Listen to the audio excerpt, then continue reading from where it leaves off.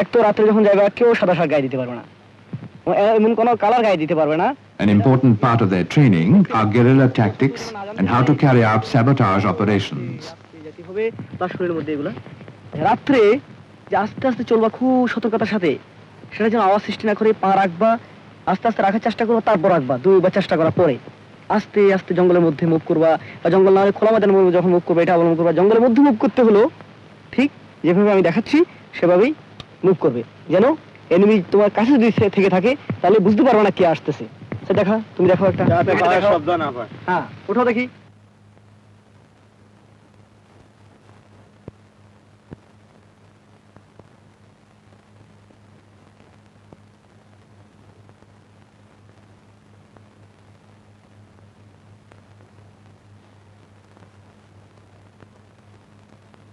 That this blood that we have shed will not go in vain at any cost.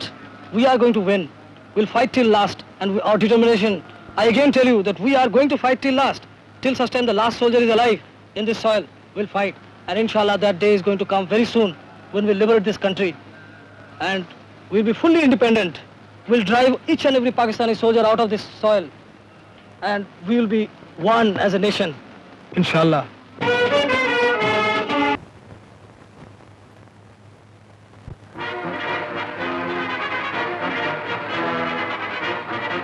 Brussels, the city of arts and neon-lit bustle, is the first halt on the Indian Prime Minister's 3-week tour of 6 Western countries.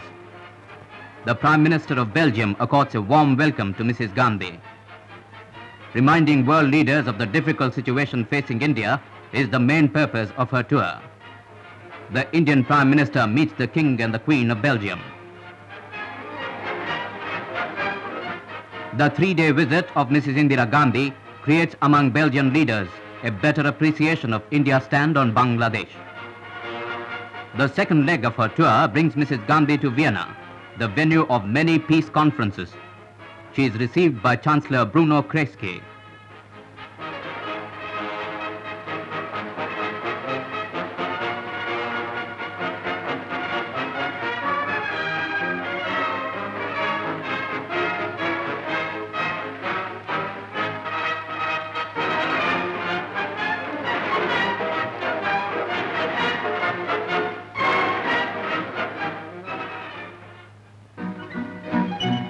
The federal president and other leaders voiced their concern over the serious developments on India's borders.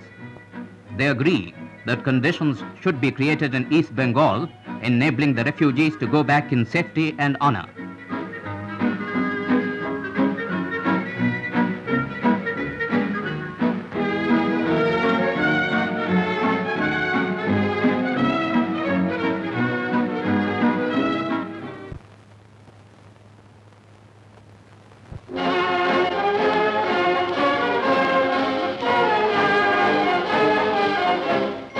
London, the first town of Europe, is the third venue of the Indian Prime Minister's mission of peace. Foreign and Commonwealth Secretary Sir Alec Douglas Hume welcomes Mrs. Gandhi.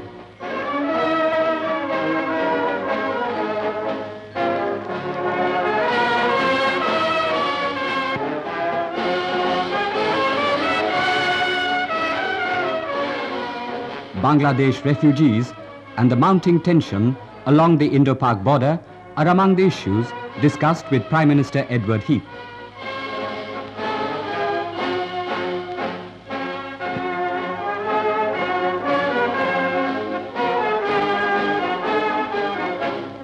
Oxford University campus.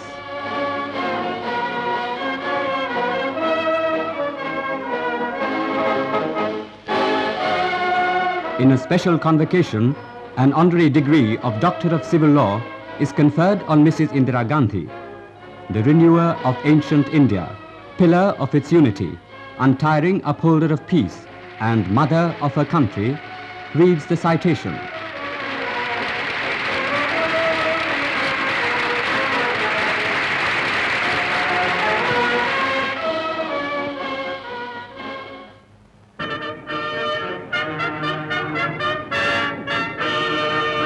Washington, D.C.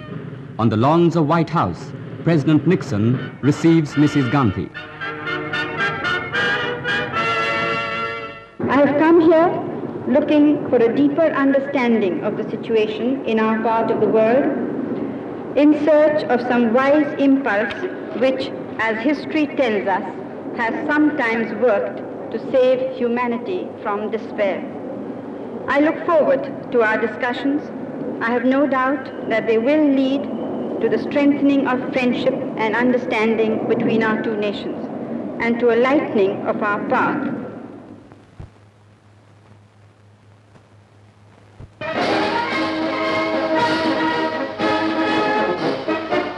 Paris, the fifth venue of the Indian Prime Minister's mission of peace. The French President and Mrs. Indira Gandhi called for a political settlement of Bangladesh crisis.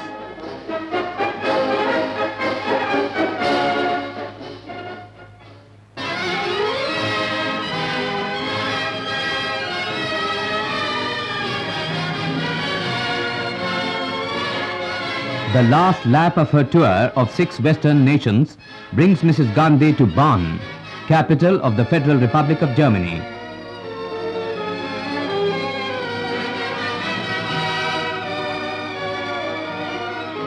She is welcomed by Chancellor Willy Brandt. During his talks with Mrs. Gandhi, he says, Pakistan must work out a solution for East Bengal conflict and facilitate the return of millions of refugees who have fled to India. The danger of a military clash must be averted.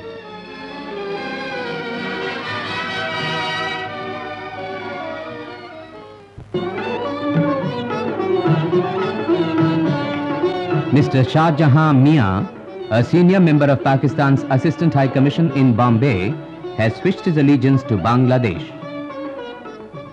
Since after partition, there was something. They say about 2 or 3 years people were all right, because this new country born and everybody was thinking in a good way, a good term, that things will move properly.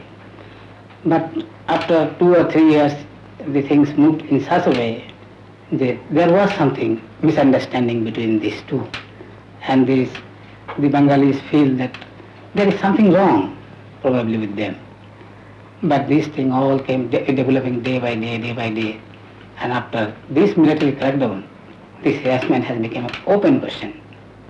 Now it is a crime to become a Bengali. Their treatment towards the Bengalis as if we are the Indian agents. So it has now become difficult for us to work with our West Pakistani counterparts. So ultimately we have no other alternative but to switch over to our own government, that means government of Bangladesh.